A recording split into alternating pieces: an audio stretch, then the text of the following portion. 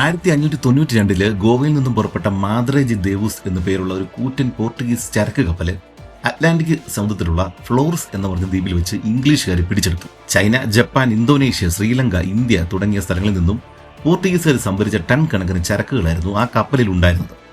മാദ്രേജ് ദേവൂസ് എന്നാൽ ദൈവമാതാവ് അഥവാ സെയിന്റ് മേരി എന്നാണ് അർത്ഥം. 900 ടൺ കാർഗോ വഹിക്കുവാൻ ശേഷിയുണ്ടായിരുന്ന ഈ കപ്പലിൽ 420 ടൺ കുരുമുളകും 45 ടൺ ഗ്രാമ്പുവും 35 ടൺ കറുവാപ്പട്ടയും 6 ടൺ ജാതിക്കയും ജാതിപത്രിയും ഉണ്ടായിരുന്നു.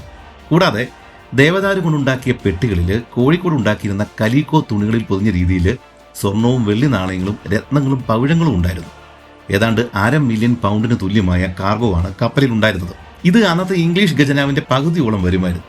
പിടിച്ചെടുത്ത ശേഷം ഈ കപ്പല് ഡാർട്ട്മത്ത് തുറമുഖത്തേക്കാണ് കൊണ്ടുപോയത്. അവിടെ ഉണ്ടായിരുന്ന മാന്യന്മാരായ ഇംഗ്ലീഷുകാർ കപ്പലിൽ കയറി മോഷണവും കൊള്ളയടിയും തുടങ്ങി. അവസാനം പട്ടാളക്കാർ വന്ന് ആളുകളെ തുരത്തി ഓടിച്ച ശേഷം കണക്കെടുത്തപ്പോൾ ബാക്കി ഉണ്ടായിരുന്നത് 1,40,000 പൗണ്ടിന് തുല്യമായ സാധനങ്ങൾ മാത്രമാണ്. ഇന്ത്യ ഉൾപ്പെടെയുള്ള കിഴക്കൻ രാജ്യങ്ങളിൽ എത്രത്തോളം സമ്പത്തുണ്ടാകുമെന്ന് ഇംഗ്ലീഷുകാർക്ക് അപ്പോൾ മാത്രമാണ് മനസ്സിലായത്. പിന്നീട് 103 വർഷങ്ങൾക്ക് ശേഷമാണ് മറ്റൊരു സംഭവം നടന്നത്.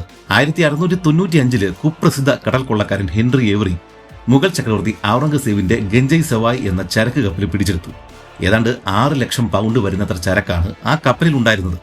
അതുവരെയും കുഴപ്പമില്ലാതെ പോയിരുന്ന ഇംഗ്ലീഷ് മുഗൾ കച്ചവട ബന്ധം അതോടുകൂടി വഷളായി.